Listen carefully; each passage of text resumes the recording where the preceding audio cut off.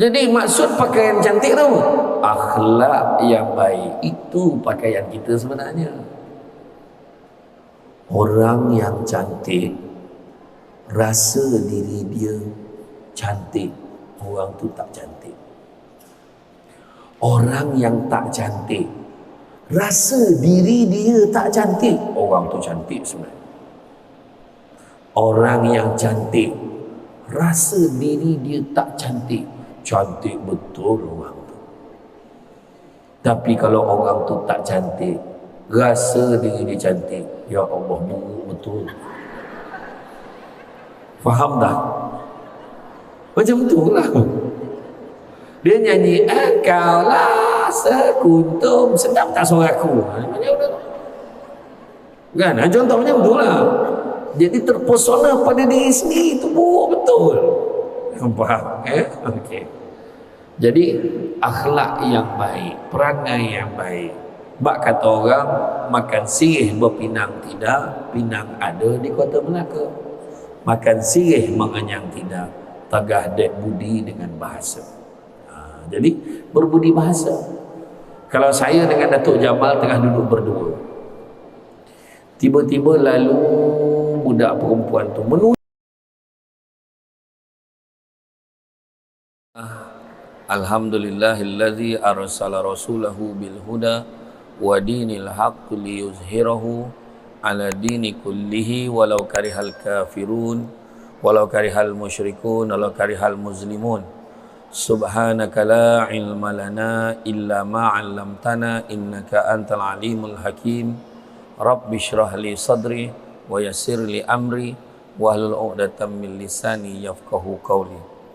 Alhamdulillah, syukur kepada Allah Subhanahu wa taala, segala puji bagi Allah Tuhan sekalian alam.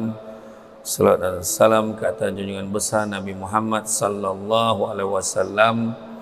Masih banyak diucapkan kepada tuan pengerusi acara yang bahagia, lagi dikasihi, lagi diingati selalu. Yang berbahagia Datuk Haji Jamal, Tun Haji Sakaran, yang merupakan idola lah pada saya. Sebab saya ingat lagi, dah bertambah dah, 13 akaun tu dah bertambah jadi 14-15 akaun dah. Tambah lagi akaun. Saya ceramah di mana-mana, Datuk, saya memang sebut Masjid Bandaraya. Sistemnya tu kemas. Saya kata kalau nak cerita pasal Islam, itulah Islam sepatutnya. Semua masjid kena contohi masjid ni. Tapi dia orang bagi alasan, kita orang duit tak banyak ustaz, kata. Dia duit bukan alasan, tapi pengurusan keuangan tu, itu yang penting. Kita tak nak orang labelkan kita ni second class, kan? Saya waktu mula-mula saya terlibat dengan TV Al-Hijrah dulu, dia punya tagline ni Islam is first class. Kita kena letak tu dekat masjid, kena letak dekat semua, Islam is first class. Kita bukannya sekadar buat. Jadi saya kalau tengok muka Datuk Jamal, kan, tengok dia kesana kemari, dia pentangkan tentang masjid, memang tak jemu. Sebab dia memberikan contoh yang baik. Begitu juga lembaga timbalan pengurusi masjid. Begitu juga Datuk Dr. Hajah Suzan selaku pengerusi Syubah Hal-Ehwal Wanita dan Kemasyarakatan Masjid. Terima kasih banyak atas kesudian mengundang tuan-tuan dan puan-puan sekalian. Kita ni kalau kita lihat hari ini, kita berada dalam suasana yang orang kata suasana yang tak menentu. Tak menentu. Jadi begitu juga bila tak menentu tu maksudnya apa? Selepas kita keluar daripada gelombang COVID-19, kan orang KK dia tak faham COVID-19, COVID-19 dia faham. Kan baru dia faham macam tu kan. Jadi bila kita keluar daripada gelombang COVID tu, semua orang tengah menyusun strategi, nak susun balik. Kalau rumah tangga dia nak susun balik kewangan dia. Begitu juga masjid, begitu juga termasuklah juga Syubah Hal-Ehwal Wanita dan Kemasyarakatan ni yang merupakan satu organisasi yang aktif. Organisasi yang aktif yang sentiasa menjalankan pelbagai aktiviti. Jadi Syubah Hal-Ehwal Wanita ni dia menjadikan pelbagai aktiviti dapat membentuk kaum muslimah yang maju, berilmu dan bertakwa dan prihatin. Maka dengan itulah inilah klimaks ayat dia tu. Maka syubah halal wanita ni memohon sumbangan dana untuk mengisi tabung syubah wanita bagi membiayai aktiviti keagamaan dan program kebajikan Care of Terminally Ill. Ada sukarelawan yang akan mengedarkan sarung-sarung uncang untuk mengutip dana agar program fardu kifayah akan dapat diteruskan. Ya. Jadi kan kalau ada nampak sekarang tabung uncang tu lalu, jangan buat-buat koma, buat-buat kena sawan mula kan. Tiba-tiba dia lah terminally ill kan. Nampak tu bagi, tak dapat bagi duit tak apa, lurutkan ni segala gelang rantai yang ada tu masuk dalam tu. Kalau tak tahulah nanti Datuk Haji Jamal tahu dah kedai mana yang nak ambil tu.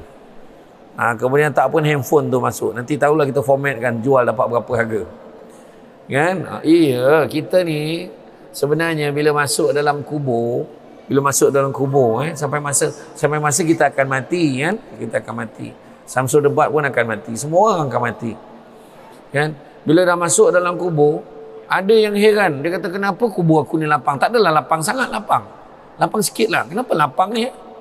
Dia teringat, kemudian malaikat beritahu dia, kau ingat tak dulu kau pernah datang dekat Masjid Bandaraya dulu, kau bagi RM1 masa tu, RM1 je kau bagi, tapi kau ikhlas sangat masa tu.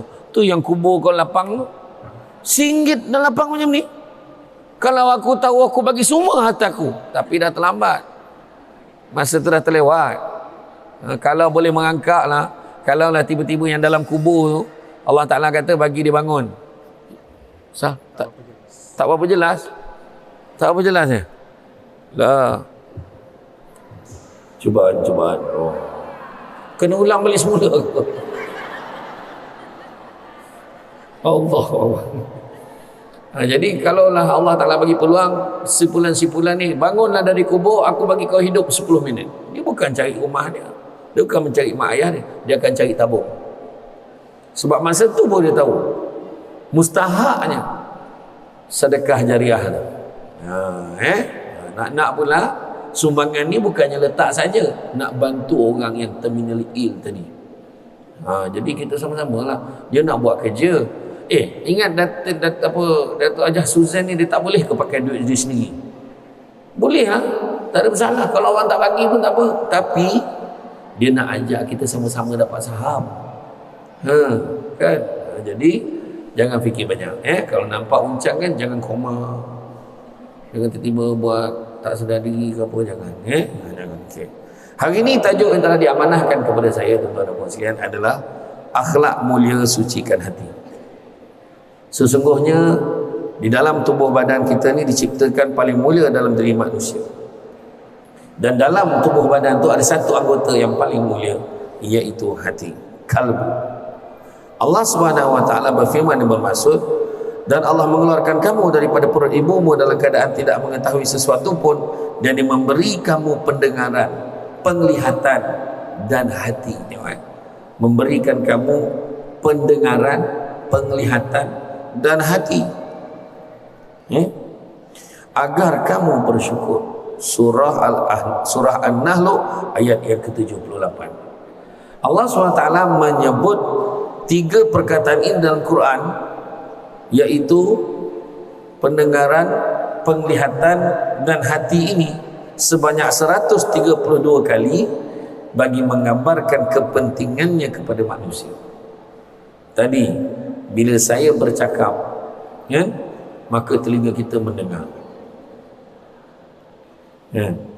Kemudian bila lalu tabung, mata kita melihat. Tapi kalau hati kita tak sampai untuk membantu berdasarkan apa yang kita pandang dan apa kita dengar, maka kita tak masuk dalam kategori orang yang bersyukur. Sebab apa? Sebab kita fikirkan diri kita ni, kita terlupa memikirkan tentang orang lain. Sesungguhnya setiap hari adalah yang mana apabila kita dapat mengelak daripada dosa, justru peliharalah kemuliaan dan kemurnian setiap hari, dalam kehidupan dengan mengamalkan amalan yang dianjurkan oleh agama Islam. Jadi tengok hari ini kita masuk dalam masjid, jangan ingat dalam masjid ni tempat solat saja. Dulu ketika zaman Nabi, masjid juga adalah merupakan pusat pentadbiran. Itu sebab dalam masjid bandaraya dia ada pengarah-pengarah. Dia ada department-department. Jadi dia lain. Cuba tengok hari ni, siapa sangka dekat masjid dalam ni ada booth-booth, boleh tempat cek darah, boleh tengok brooch, boleh tengok baju kurung, baju kebarung, baju jubah, ada tudung, ada minyak wangi. Kemudian ada apa? Ada pemeriksaan kesihatan, ada pelbagai. Nak tunjukkan apa? Dekat luar sana food court. Jadi tak ada masalah dah. Jangan cakap, oh tak nak lah pergi masjid. Kenapa lah? Aku nak pergi makan. Dekat masjid ada tempat makan. Aku tak pergi masjid kot sebab aku nak pergi klinik ni, ada medical check up. Dekat masjid ada. Makna kata kita tidak boleh beralasan dah hari ni untuk tidak melakukan amal kebajikan. So tahniahlah kepada Syu'bah Ahwal Wanita dan Kemasyarakatan di atas iltizam dan juga cetusan idea untuk mengadakan program seperti ini. Dan sabda Nabi Muhammad SAW, Nabi Muhammad SAW bersabda, wahai manusia, sesungguhnya Tuhan kamu sama, bapa kamu sama, yakni Adam. Ketahuilah tiada kelebihan orang Arab ke atas Ajam, yakni yang bukan Arab. Tak ada kelebihan orang Arab kepada yang bukan Arab. Tak ada kelebihan atau Ajam ke atas Arab, ataupun orang yang bukan Arab kepada Arab pun tak ada kelebihan.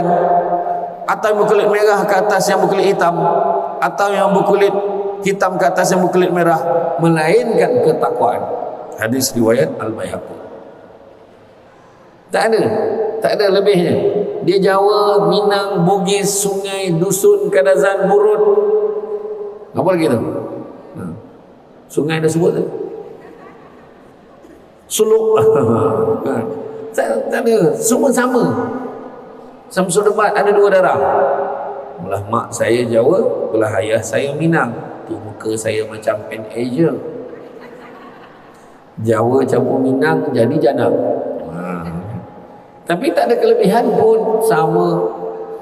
Tu sebab kulit saya hitam sikit, kulit Datuk Jamal putih sikit. Dia keturunan bangsawan, saya biasa-biasa saja.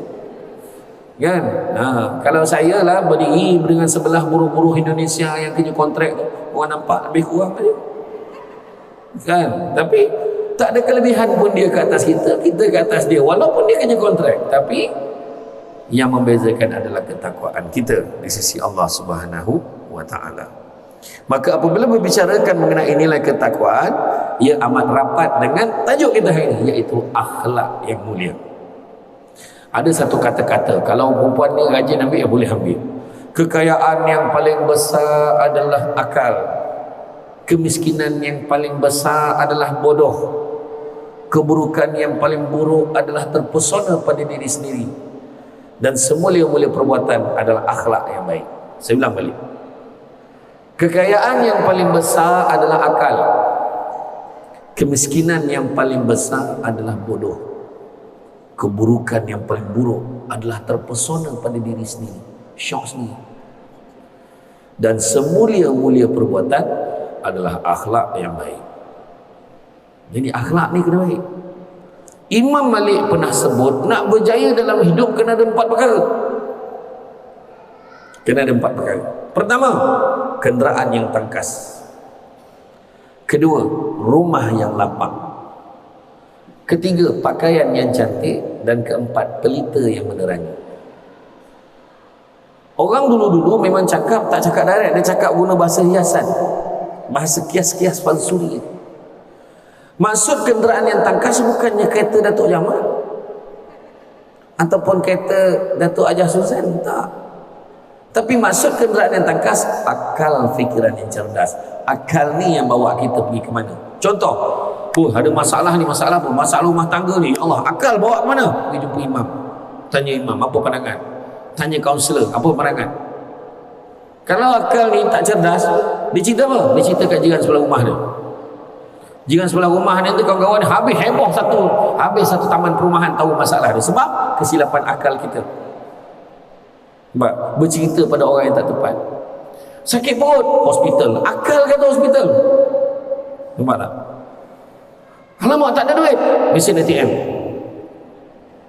Mesin ATM, sebab akaun kita tak ada duit, mesin ATM orang lain. Guna kad orang lain, contohnya. Maknanya minta tolong. Faham tak? Makna akal kita ni memandu kita ke mana kita nak pergi. Tapi kalau kita tak cerdik, maka tu yang duduk dekat rumah tu susah seorang. Kat mana lagi nak minta bantuan ni? Kat mana minta bantuan ni? Rupanya ada satu saluran. Rupanya siapa? Rupanya syubhah halal wanita Masjid Bandar Raya. Contoh, nampak? Akal. Kemiskinan yang paling besar adalah bodoh memang. Dah lah tak tahu apa-apa. Macam mana? Ada seorang sahabat saya dulu, ayahnya dulu buta huruf. Buta huruf, tak erti menulis. Mengira apa pun tak erti. Tapi dia kerja jadi orang suruhan seorang datuk ni. Sekali datuk ni sayang kat dia, bagi dia hadiah. Cek 2 juta ringgit bagi hadiah dia. Dia tukar kereta sport. Masa tu 1980-an kereta sport 200-300 ribu dapat lah. Memang besar lah, cantik. Tak sampai 6 bulan kena tipu dengan orang. Sebab orang lain tolong tuliskan cek untuk dia. Tak sampai 6 bulan. Sebab apa? Itu kemiskinan dia. Bukannya dia miskin, dia ada duit, tapi miskin sebab tak adanya akal yang boleh digunakan, maka dia tipu oleh orang. Ketiga tadi, kan? Keburukan yang paling buruk adalah terpesona pada diri sendiri. Jangan rasa diri kita bagus. Kita ni sentiasa ada kelemahan. Rendah hati tu yang paling baik. Cakap diri ni kita tak apa baik, kita banyak kelemahan, kita banyak dosa, kita banyak kekurangan. Dan semulia-mulia perbuatan adalah akhlak yang baik. Jadi kenderaan yang tangkas tadi apa? Kenderaan yang tangkas adalah akal fikiran cerdas. Rumah yang lapang bukan rumah banglo. Bukannya rumah agam yang besar dekat atas bukit dekat Kingfisher tu. Bukan. Rupa-rupanya maksud rumah yang lapang tu, kata Imam Malik, merupakan kesabaran yang tinggi. Sabar je. Tengok orang tua-tua dulu-dulu. Mak, kenapa dia buat kita macam ni, mak? Kenapa dia macam ni? Biar. Jadi kita pun bertenang. Dan mak kita kata macam tu. Kan? Tenang. Rupanya itulah rumah yang paling lapang, kesabaran yang tinggi. Pakaian yang cantik bukannya baju syubhah wanita tu. Bukan. Kan? Datuk Jamal kata baju saya sama dengan dia. Mana sama? Bunga tak ada. Baju Datuk Jamal jauh ada bunga macam tu. Kan langkah indahnya kalau saya ada sepasang. Macam tu lah kan. Jadi maksud pakaian cantik tu, akhlak yang baik. Itu pakaian kita sebenarnya. Orang yang cantik rasa diri dia cantik, orang tu tak cantik. Orang yang tak cantik rasa diri dia tak cantik, orang tu cantik sebenarnya. Orang yang cantik rasa diri dia tak cantik, cantik betul orang tu. Tapi kalau orang tu tak cantik, rasa diri dia cantik, ya Allah, buruk betul. Faham tak? Macam tu lah. Dia nyanyi, engkau lah sekuntum. Sedap tak suara aku? Kan? Contoh macam tu lah. Jadi terpesona pada diri sendiri, itu buruk betul. Faham? Okey. Jadi akhlak yang baik, perangai yang baik. Bak kata orang, makan sirih berpinang tidak, pinang ada di Kota Melaka. Makan sirih mengenyang tidak, tagah dek budi dengan bahasa. Jadi berbudi bahasa. Kalau saya dengan Datuk Jamal tengah duduk berdua, tiba-tiba lalu budak perempuan tu menunduk dia dekat tepi kami ni, tumpang lalu Bang Haji, dia kata macam tu, terangkat kopiah sini. Datuk Jamal dia relax, dia dah biasa. Saya pun tanya Datuk Jamal, tu itu anak siapa tu? Tengok soalan dia, anak siapa tu? Sebab sopan santun. Tapi kalau kami tengah duduk berdua minum, tiba-tiba lalu satu kereta, dia turun, dia horn, pin, kita terperanjat. Apa tu? Dia keluar. Woi, woi je. Woi. Rumah Datuk Jamal kan? Rumah Datuk Jamal. Yang ditanya Datuk Jamal tu. Datuk Jamal pun cakap, muntahlah, cuba tanya orang lain, kami tak kenal. Sebab apa? Sebab tak layak penghormatan untuk orang yang tak hormat pada orang lain. Adabnya tak ada. Sebab kata orang kalau nak mencari pokok berbuah, pucuk elobek dahan berdaun. Kalau nak jadi insan bertuah, duduknya beradab, tagaknya bersantun. Macam tu. Tengok, bila duduk-duduk tu kan, beradab nampaknya. Ya? Tak tahulah berapa lama Samsul buat ceramah. Penat dah kaki aku lipat ni kata. Samsul buat ni ceramah lama ke tidak? Dia bincang-bincang dengan kawan dia. Jangan risau. Ya, saya faham signal-signal tu, saya faham, jangan risau. Lepas dia mula pandang belakang. Untunglah kau duduk kat kursi kata. Contohlah, contoh. Ya, contoh. Contoh. Tak adalah. Jadi mana kata kita ni jaga dari segi akhlak kita. Dan kemudian pelita yang menerangi. Apa maksud pelita menerangi? Maksudnya ilmu pengetahuan yang tinggi. Kena belajar. Itu sebabnya di Masjid Bandaraya pun bab ilmu ni ditekankan, bab dakwah dipertekankan. Kita ada section pendidikan ni. Ada pengarah khas untuk jaga pendidikan. Bukan main buat aja, lepas tu minta derma sesuatu hati. Tak, kita susun strategi dia pengurusan kewangan dan siap ada perancangan 10 tahun ke depan. Macam tu, betul. Orang yang bijak, dia bukan nampak masalah pada setiap jalan, tapi nampak jalan pada setiap masalah. Itu sebenarnya. Jadi mana kata berlita yang menerangi ilmu pengetahuan. Cantik teluk pantainya landai, tambat perahu tepi kuala. Biarlah buruk kain yang dipakai, asalkan penuh ilmu di dada. Kain songket benang sutera, lilit sebelit buat selimpak. Ilmu yang banyak jadi cahaya, walaupun sikit menjadi terang. Jadi kita sambung. Bahkan akhlak yang mulia inilah yang akan membina kepribadian seseorang sehingga menjadi insan yang tinggi darjatnya di sisi Maha Pencipta dan sesama manusia. Seseorang yang tinggi akhlaknya terserlah dengan nilai kemaafan yang tinggi. Itu dia, nilai kemaafan yang tinggi. Kenapa maaf jadi ukuran? Sebab dia tak suka marah. Tiba-tiba dia pergi nak balik, selipar dia hilang. Apalah, mungkin ada orang tersalah laku. Dia naik kereta,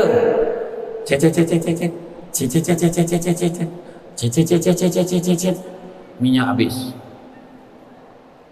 Minyak habis, dia tengok dekat meter tu, dia teringat malam tadi isteri dia bawa last. Bini aku bawa kereta je pandai, isi ingat tak? Tapi dia kata, hai, salah aku, kenapalah tadi aku tak semak dulu. Patut semak dulu bawa kereta. Tak apalah, maafkan dia. Kalau boleh macam tu, bukan orang. Kalau boleh macam tu lah memaafkan tu kan, kita mesti nak orang. Itu sebab memaafkan tu masuk dalam kategori nilai akhlak yang baik. Nampak? Memaafkan. Kan? Bila datang kan, lambat betul air minuman ni. Contoh, tak apalah, mungkin dia tengah nak siapkan air kopi OIS. Air kopi OIS ke tu? Yang belakang tu kopi OIS ke Sasi tu? Ke Nescafe OIS? Tak, saya tanya je. Saya tanya je, tak ada niat apa-apa pun. Contoh kan, dia tak marah pun, semua dia maafkan. Itu sebabnya bila kita memaafkan, kita akan kurang apa? Kita akan kurang bergaduh, kurangkan pertelingkahan. Sesungguhnya ramai manusia bersifat baik, tapi masa yang sama agak liat untuk memaafkan. Masih tidak dapat melupakan kesilapan orang lain, atau belum dapat melupakan peristiwa hitam yang pernah berlaku di dalam hidupnya. Ini bererti masih belum terserlah akhlak mulia yang sebenar. Kan seorang yang benar-benar berakhlak mulia terserlah kesucian hati hingga terbit melalui perbuatannya nilai kemaafan. 1. Tidak berdendam. 2. Sentiasa bersangka baik. 3. Dan memandang hidup dengan pandangan kebaikan. Nampak? Memaafkan, memaafkan, tidak berdendam, sentiasa bersangka baik, dan memandang kehidupan dengan penuh kebaikan. Jangan kita Sikit tak ada, aku tak maafkan kau. Aku takkan maafkan kau sampai bila-bila. Itu ayat biasa. Biarlah apa nak jadi pun, sebenarnya orang yang memaafkan ni lapang hati. InsyaAllah. Itu sebab pernah satu peristiwa kan Nabi nampak, Nabi tengah duduk dengan sahabat di Masjid Nabawi, tiba-tiba nampak seorang lelaki masuk daripada satu pintu. Nabi kata, sesungguhnya lelaki itu adalah ahli syurga. Kata. Selang beberapa hari jumpa lelaki itu kat tempat lain pula, sungguhnya lelaki itu adalah ahli syurga. Kemudian jumpa pula dekat tempat lain, hari yang lain, tempat yang berbeza, sesungguhnya lelaki itu ahli syurga. Sahabat-sahabat dah tak tahan, apa yang hebat sangat dia ni sampai dia dikatakan sebagai ahli syurga. Maka sahabat-sahabat buat-buatlah helah pergi ke rumah orang tu. Wahai sahabat kami, boleh tak kami nak menumpang tidur di rumah kamu? Silakan, dia orang baik, silakan. Tak jadi kerja, setiap hari mengintai ni, tengok dia buat apa. Jauh. Dia bangun pagi pukul berapa, dia makan macam mana, dia tidur macam mana, dia bersolat macam mana, sampai malam. Tak ada apa-apa yang luar biasa pun, semayang macam biasa, makan macam biasa, tidur pun awal. Dia tak nampak pun apa. Setelah 3 hari mengintai, tak dapat jawapan. Akhirnya dia tanya, wahai sahabat, biarlah kami berterus terang. Sebenarnya kami ni nak tahu sangat kenapa Nabi sebut kamu, setiap kali jumpa kamu, Nabi sebut kamu ini ahli syurga. Kami nak tahu apa bezanya kamu dengan kami. Dari segi amalan, apa amalan yang kamu buat? Ceritakan. Apa yang dia buat? Rupa-rupanya setiap hari sebelum tidur dia kata, aku ni tak adalah apa-apa sangat yang aku buat, tapi aku tak terlupa setiap hari sebelum aku tidur, setiap hari aku tak terlupa buat 3 perkara. Yang pertama, sebelum aku tidur, aku niat aku maafkan semua orang. Nombor 1, maafkanlah semua orang. Ini sebelum tidur, kau hajar dia, mati lagi baik. Kau siap kau, macam tu.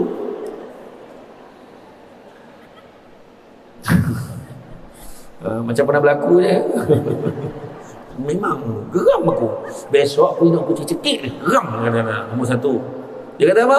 Setiap hari sebelum aku tidur, pertama aku maafkan semua orang. Yang kedua, setiap hari sebelum aku tidur, aku niat kalau aku hidup lagi esok, aku nak buat baik dengan semua orang. Itu kedua. Dan yang ketiga, aku niat kalau aku hidup lagi esok, aku niat aku tak nak dengki dengan semua orang. 3 ni je sebelum tidur, niat macam tu. Nabi sebut dia ahli syurga.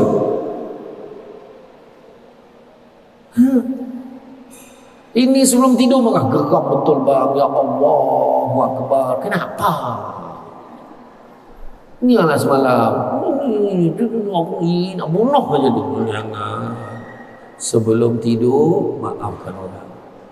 Ya. Jadi ini bererti kita kena buang perasaan-perasaan tu. Maka kita kena jadi seorang yang memaafkan, tidak berdendam, bersangka baik, dan juga memandang kehidupan dengan penuh kebaikan. Itu mustahab. Okay? Diriwayatkan mengenai 2 sahabat Rasulullah SAW, iaitu Abu Zar Al-Ghifari dan Bilal bin Rabah, yang dinukilkan berlaku satu pertengkaran antara mereka berdua. Dalam pertengkaran itu, Sayyidina Abu Zar telah memanggil sahabatnya dengan panggilan, wahai kamu si hitam. Sebab Bilal bin Rabah memang hitam betul-betul, metalik. Dia kata berkilat betul memang, tapi orang yang hitam-hitam ni kena faham. Macam saya ni hitam setampuk manggis, walaupun hitam terasa manis kan. Walaupun hitam kelihatan manis. Iya, nampak muka macam hitam tapi dia pada senyum. Dia tu kan. Iya, puji diri sendiri. Jadi dia panggil, wahai si anak hitam. Dia bergaduh dengan Bilal bin Rabah. Mendengar itu, Bilal bin Rabah merasa sedih dan mengadu kepada Rasulullah SAW. Perbuatan Abu Zar tidak disukai oleh Rasulullah SAW. Lalu sebagai jalan tarbiyah kepada Abu Zar, baginda menasihatkan perbuatan Abu Zar itu seolah-olah mewarisi perbuatan sifat jahiliah. Maknanya mengejek orang, mengeji orang, mengutuk orang, itu perbuatan jahiliah. Dalam internet kita tengok orang bantai-bantai, marah ni, tak berguna, mati lagi baik. Tulis macam-macam. Lain Samsul yang kena. Tapi tak kisahlah kau marah tu dengan aku kena apa? Sol kata kan. Kena. Tapi bukan isu tu. Tak kisahlah betul ke tak, tapi kita mengutuk orang, mengeji orang, mengejek orang, itu perbuatan zaman jahiliah. Maka apa yang berlaku? Mendengar itu lalu Abu Zar terus mendapatkan Bilal bin Rabah dan memohon kemaafan sesungguhnya, dengan bersungguh-sungguh minta maaf, sehingga perbuatan itu menarik mata memandangnya. Begitulah nilai akhlak seorang insan yang tinggi, nilai mauizah dalam diri dia. Apabila tersedar kita buat salah, tanpa ada rasa segan silu, memohon diri dimaafkan oleh orang yang disakiti. Penting. Kadang ada orang dulu kutuk, tanya Datuk Suzan, orang kutuk dia, tak ada lah, ini semua ni tipu lah, dia buat persatuan ni semua sajalah tipu dia orang. Ada orang tipu, tapi lalas orang tu datang, Datuk, saya minta maaf Datuk, sebelum ni saya cakap Datuk macam-macam. Dia sendiri tersedar. Macam mana dia tak minta maaf? Dia pun dapat sumbangan terminally ill tu. Minta maaf dia. Tak betul. Dunia ni tak besar pun, percayalah. Kita kutuk-kutuk orang, lalas kita minta tolong dengan orang yang kita kutuk tu. Jangan. Ya, jangan. Macam orang cakap, lalas orang tu minta maaf dengan saya. Dulu minat ceramah beliau, tapi semenjak beliau ada kes kahwin lain ni, langsung boikot ceramah beliau. Orang lain. Lepas tu saya mesej, saya komen dekat Instagram ni, saya komen, saya tulis, yang kahwin tu lain, kenapa Samsul Debat yang kena? Allahu Akbar. Saya tulis macam tu. Dia tulis, oh maaf Ustaz, salah info. Bukan salah info, kamu yang tak tengok betul-betul maklumat tu, kan? Jadi bila tersedar, jangan segan silu, terus minta maaf kepada orang yang disakiti. Sama ada sengaja tak sengaja, itu bukan isu. Minta maaf. Benda yang paling berat di sisi Allah tapi mulia. Benda tu berat pada manusia tapi mulia di sisi Allah. Apa dia? Minta maaf dan memaafkan. Kenapa pula aku minta maaf dengan dia? Aku pengurusi di AJK. Macam tu pula. Kenapa aku minta maaf dengan dia? Aku ketua dia nak buah. Kenapa aku minta maaf? Aku bapak saudara, aku mak saudara, dia anak saudara. Kenapa pula aku minta maaf dengan dia? Yang paling selalu kita sebut, kenapa aku minta maaf dengan dia? Bukan aku yang salah. Itu satu lagi ayat dia. Tapi sebenarnya tak kira siapa salah, tak kira siapa tua, tak kira siapa muda, tak kira siapa dulu, tak kira siapa kemudian, kita kena minta maaf sebab tak tahu siapa mati dulu. Itu sebab kita kena minta maaf sebenarnya. Yang seorang tu pula, aku boleh maafkan tapi bukan dia. Lapar pula. Kenapa pilih orang pula? Mulia sangat ke kita nak tentukan siapa yang boleh dimaafkan, siapa tak boleh dimaafkan? Adakah Nabi pun ampunkan umat? Ini kan pula kita manusia. So dia pun jawab, itu Nabi, aku bukan Nabi. Kalau Nabi dengar, tentu-tentu Nabi kecil hati. Sebab kita kata kita umat Nabi, kita nak hidupkan sunnah Nabi. Salah satu sunnah Nabi, memaafkan. Tenang? Itu dia. Ya? Orang yang berakhlak tinggi dan tinggi ketakwaannya, hidupnya sentiasa memeriksa kekurangan diri dan menambah amalan untuk terus mendekatkan diri dengan Allah Subhanahu Wa Taala. Orang berakhlak mulia sentiasa mengawal diri daripada sifat tercela, marah dan berdendam. Kawal diri kita. Orang berakhlak tinggi meletakkan Allah di hadapannya sehingga perbuatan buruk dapat dikawal kerana perkara yang diharapkan adalah keampunan daripada Allah Subhanahu Wa Taala.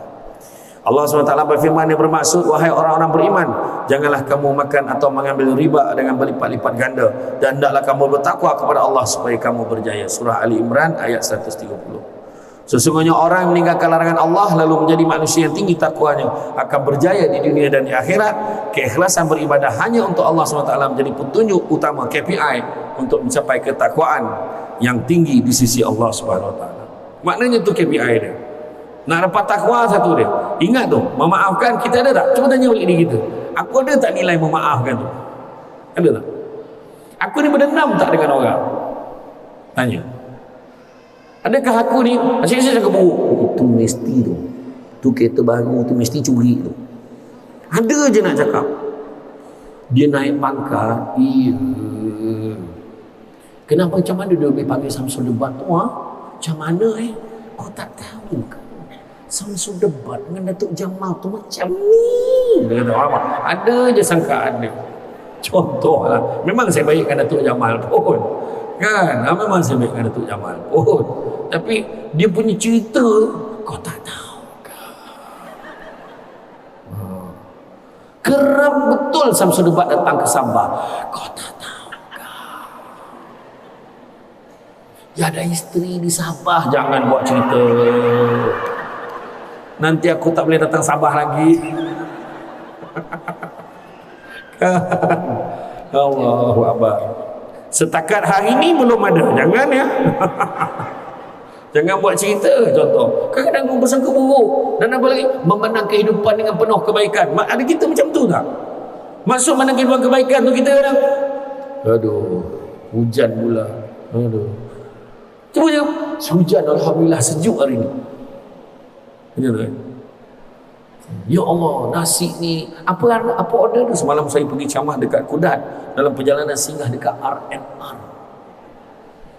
R&R Kota Belud. Terkejut aku tengok, ini R&R ke? Saya kata. Tapi tak apalah, saya pun order nasi lalap. Sampai ke Kudat aku lalap. Kenyang sangat makan. Ya. Dekat kedai apa aiskrim gula apung. Saya makan nasi lalap sampai ke Kudat. Tak sedar-sedar dah sampai macam tu kan. Jadi kemudian begitu juga nilai kasih sayang yang tinggi dalam diri akan mengikat perhubungan sesama manusia. Nilai kasih sayang yang tinggi akan ikat hubungan antara manusia. Orang yang dalam hatinya penuh kasih sayang, tidak ada perasaan benci dan dendam. Kasih sayang menghubungkan hati-hati manusia untuk saling mengasihi sesama insan. Ya? Sebagaimana dia sebut dalam hadis, sesiapa yang mengasihi sesama manusia, Allah akan mengasihi dirinya. Justru kasih sayang itu umpama jambatan yang membina kerukunan sesama manusia. Ulama tafsir menegaskan 3 perkataan: pendengaran, penglihatan dan hati, yang paling kerap disebutkan dalam Quran kerana itu adalah pintu pada segala maklumat dan ilmu menyentuh kehidupan manusia. Kita nampak, kita dengar, dan hati kita taksirkan apa. Itu sebab bukan semua orang ada hati yang baik. Dia dah pandang, dia dengar, tak elok saja. Semua tak elok. Kita tak nak macam tu. Kan? Sebenarnya macam hari ni kan kita nampak Datuk Hajah Suzan tadi, dia sebagai pengurusi Syu'bah Haliwal Wanita ni, saya pula umumkan tentang sumbangan. Bukan semua orang dengar cakap baik, tapi kalau ada orang tu, aku tak bawa duit lagi, tak apa. Aku kejap lagi nak tanya dia, kalau lain kali ada tak cara nak bagi online ke apa ke? Tanya. Dia akan fikir cara yang baik. Bukan fikir, tak payahlah, buat apa lagi? Habis duit dia. Itu sebab mata dia dengan telinga dia tak boleh nak tafsirkan, proseskan, bawa kepada hati dia tu perkara yang baik. Itu sebabnya cengok balik, semak balik hati kita pada kedudukan yang mana. Melalui telinga mukmin memperoleh pelbagai maklumat dan pengetahuan untuk bertindak dengan setiap ilmu didapati. Begitu juga mata dapat melakukan perkara-perkara membawa kebaikan kepadanya. Tidak kurang pula kerana hati kalbu memberi mukmin ketakwaan dan kecintaan pada Allah. Dari hati juga Allah memberikan ilham kepada mukmin membuat penilaian dan perbezaan antara perkara buruk dan perkara baik, dan juga membezakan manusia dengan makhluk Allah yang lain seperti haiwan. Maka hati ini ibarat raja. Hati ini ibarat anggota tubuh dan ketua kepada semua anggota tubuh dalam kehidupan kita. Jika baik hati itu, maka baiklah kehidupan seseorang itu. Dan kita tengoklah apakah hati kita masuk dalam kategori sihat ataupun sebaliknya. Hati kita ni baik atau tidak? Ada ke nak tolong orang? Contoh macam dalam rumah tangga kan. Dalam rumah tangga, semua orang, kebanyakan kita ni dah berkahwin lah. Siapa yang belum kahwin? 2, 3, 4, 5. Okay. Tak ramai, jadi ramai dah kahwin. Kepada yang belum kahwin jangan risau. Yang belum kahwin pun sesuai saya cerita ni. Rumah tangga orang yang dah berkahwin. Yang belum kahwin, rumah tangga dia dengan mak ayah dia, ibu bapa dia. Okey? Mungkin dalam kehidupan kita, mungkin dalam syubhah halal wanita. Tanyalah puan, apa Datuk Haji Suzan gitu. Contoh kan, dalam persatuan kan. Cakaplah, tanyalah. Dia tak cerita pun saya tahu. Dalam persatuan ni punya sayang dia dengan persatuan. Tapi kalau nak berjaya, kalau nak bahagia dengan apa yang kita buat, satu je. Kena banyak memberi daripada banyak menerima. Ahli jawatankuasa syubhah wanita ni buat macam-macam, buat dapat tak seberapa pun kalau nak ikut dengan banding yang kita buat ni. Tapi kita buat sebab apa? Sebab untuk bahagia. Dalam rumah tangga pun macam tu. Isteri kalau nak bahagia kena banyak memberi pada suami daripada menerima. Suami pun kalau nak bahagia kena banyak memberi daripada menerima. Semua kena berlumba memberi. Tapi cuba tengok isteri yang nak menerima. Saya tak dapat gelang, saya tak ada duit, saya dapat itu, saya tak dapat bercuti macam orang lain, saya tak dapat. Sibuk fikir apa yang dia tidak terima. Sedangkan kalau kita fikir apa yang kita terima, Allah dah bagi macam-macam sebenarnya. Manusia ni ada kecenderungan dia nak 10 perkara, Allah dah bagi 7, dia sibuk cerita 3 yang dia tak dapat. Betul tak kata manusia? Itu sebabnya tadi kita pandang dengan mata hati. Beri kepada ibu bapa kita, bagi. Sayang mak, sayang ayah, bagi ayah ni hadiah, bagi ayah makan ni. Ayah nak makan kuih ni, ayah nak makan ayam goreng macam ni. Kita siapkan. Kita akan bahagia melihat kegembiraan di wajah kedua ibu bapa kita. Itu sebab mak ayah kita pun berbahagia di ketika dia sudah tidak berdaya dan tak berupaya. Sebab apa? Sebab daripada kita kecil dia memberi kepada anak ni sehingga dia terlupa untuk menerima. Nak bahagia dan hidup, memberi lagi banyak. Macam Datuk Jamal, berapa tahun dah dia dengan Masjid Bandar Raya, bagi apa lagi nak bagi ni kat masjid ni, apa lagi nak bagi sampailah besok insya-Allah bila saya dah tak ada, Datuk Jamal pun dah tak ada atas muka bumi ni, dah meninggal dunia, orang masih sebut lagi dulu masa zaman Datuk Jamal dulu. Wah, teringat, dia buka balik cerita, dia bagi ni, dia buat itu, dia buat ini. Apa yang kita bagi? Jadi kita kena faham, dalam hidup kena banyak memberi daripada menerima. Ya? Kemudian Allah SWT berfirman, bermaksud belumkah datang waktunya bagi orang-orang beriman untuk tunduk hati mereka mengingat Allah dan kepada kebenaran yang turun kepada mereka, dan janganlah mereka seperti orang yang sebelumnya diturunkan Alkitab kepadanya, kemudian berlalulah masa yang panjang atas mereka, lalu hati mereka menjadi keras, dan kebanyakan di antara mereka adalah orang yang fasik. Surah Al-Hadid ayat yang ke-16. Dan seterusnya, dekatkanlah diri kita dengan Al-Quran. Ya? Dekatkanlah diri dengan Al-Quran. Kenapa? Kita kena faham bahawa Al-Quran inilah yang akan mendidik hati kita yang keras, hati yang lupa. Ramai di kalangan kita membaca Quran tak faham. Ramai di kalangan kita, dia boleh membaca dengan baik, tapi tidak pernah orang bagi tahu dia baca Quran hatinya tak tenang. Tak pernah bagi tahu. Walaupun dia tak faham, dia baca tenang. Contoh, ketika bulan Ramadan 7 tahun lepas, 5 tahun lepas, di kampung ibu saya, sebelum Ramadan saya pergi ceramah dekat satu masjid di Ampang. Kemudian saya terdengar ada satu imam dibaca. Lepas saya ceramah sembahyang Isyak, dengar, ya Allah, sedap betul bacaan imam ni, ya Allah, rasa nak tumbang lah. Saya faham tidak apa yang dibaca tu,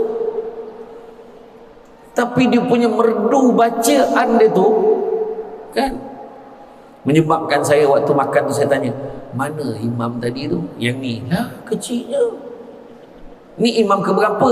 Anak salah seorang ahli jawatankuasa masjid. Saya terus ambil nombor telefon dia, boleh tak adik, masa tu tak umur dia berapa, tingkatan 4, 16 tahun, boleh tak adik datang dekat kampung saya untuk jadi imam tarawih satu malam? Jadilah. So pun bawa lah dia. Pada malamnya ke-22, ke-23 macam tu, entah macam mana malam tu, ada satu panggilan kepada mak. Malam tu yang datang tu, mak dia yang bawa dia datang.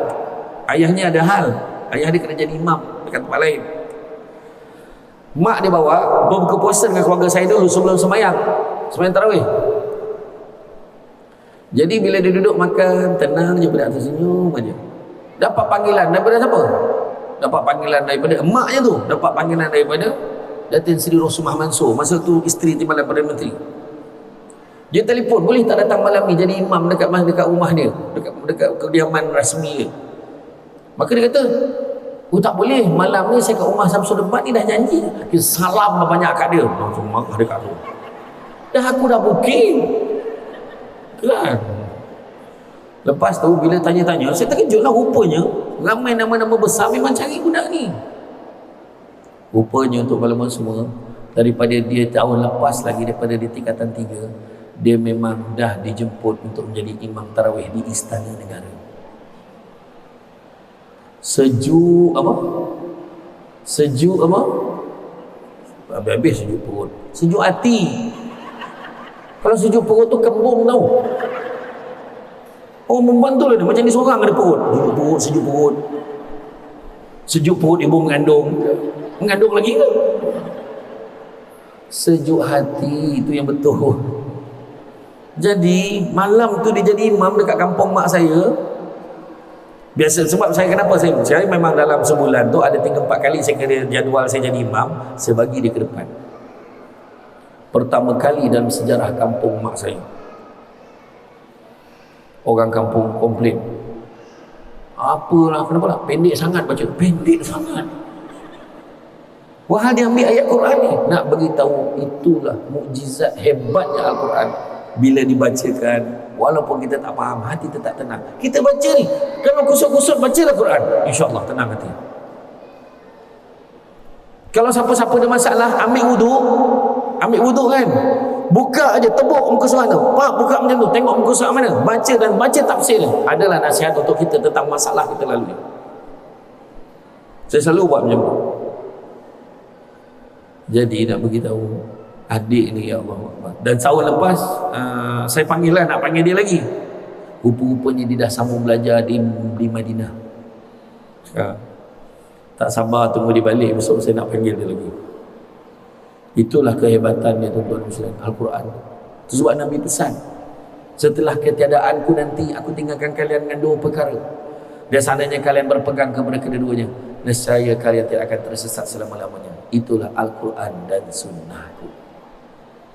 Jadi dalam Quran banyak kali mengingatkan kita bahawa celaka dan rugilah bagi orang mukmin yang hatinya keras untuk beramal soleh dengan amalan mendekatkan diri mereka kepada Allah, berbeza dengan mukmin yang hatinya jernih dengan titik-titik kebaikan, akan mudah menerima ilmu dan taat dengan agama Allah. Orang yang hatinya bersih akan tersisih dari perkara yang dilarang, bahkan hanya terarah pada perbuatan yang hanya mendatangkan pahala Allah SWT. Setiap mukmin pun sentiasa berusaha mencari jalan mendidik dan merawat hati, kerana hati saya dirawat akan disuburkan dengan amalan yang soleh dan mudah untuk tunduk akan setiap perintah Allah. Bahkan hati yang lembut akan mudah memperoleh ketenangan, akan membuat dirinya menjadi hamba yang beramal soleh. Ibu di dapur memasak kari, menu istimewa si ikan bawal, adab sopan perhiasan diri perlu diserap dididik dari awal. Sungguh segak muda belia, hendak ke mana kita bertanya. Orang beradab berakhlak mulia, manis sekali hati budinya. Cantik menawan si gadis Hanan, hajat di hati nak hadir kerakyat. Budi pekerti penuh kesopanan, jujur dan ikhlas jadi pakaian. Mentaati ibu bapa sepenuh hati, moga menjadi anak yang hebat. Akhlak terpuji, kehalusan pekerti, dikasihi keluarga serta sahabat. Akhlak mulia, sucikan hati. Itulah tajuk kita pada hari ini. Dan saya faham signal-signal yang diberikan. Kalau dah beralih-alih tempat duduk, kejap menunjuk kaki, kejap lipat, kejap lutut-lutut, kepala lutut tu dah lutut-lutut, dah macam lato-lato apa? Lato-lato, kan? Jadi saya faham lah tu signal-signal. Bila saya pandang dia buat-buat dengan ajar. Dan itu biasalah tu. Jadi makna kata cukuplah sekadar itu tuan-tuan dan puan-puan sekalian. Mudah-mudahan, cuma saya nak ingatkan lagi, Syu'bah Hal Ehwal Wanita dan Kemasyarakatan Masjid Bandar Raya menyediakan pelbagai aktiviti dapat untuk kaum muslimah yang maju, berilmu, bertakwa dan prihatin. Sehubungan itu, Syu'bah memohon sumbangan dana untuk mengisi tabung Syu'bah Wanita bagi membiayai aktiviti keagamaan dan program kebajikan care of terminally ill. Ada sukarelawan yang akan mengedarkan seorang-seorang uncang kutip dana agar program fardu kifayah akan dapat diteruskan. Kalau nak bagi kemudian, kalau contohnya nak bagi lepas ni, nak bagi dekat mana ya Datuk? Datuk aja kat mana? Kalau je nak bagi, kalau nak bagi ada kaunter tuan. Ada kaunter, mungkin boleh bagi dekat sana. Jadi tuan-tuan dan puan-puan sekalian, sepandai-pandai tupai melompat akhirnya jatuh ke tanah jua. Walaupun perkongsian sudah tamat, mudah-mudahan meresap ke dalam jiwa. Budak-budak membawa galah nak menjolok buah berangan. Kalau ada silap dan salah, dikata tidak, dicaci jangan. Tenang-tenang adi laut sampai kelok mudik ke Tanjung, hati terkenang mulut menyebut jasa baik. Pihak penganjur hari ini menjemput rasa lanjut.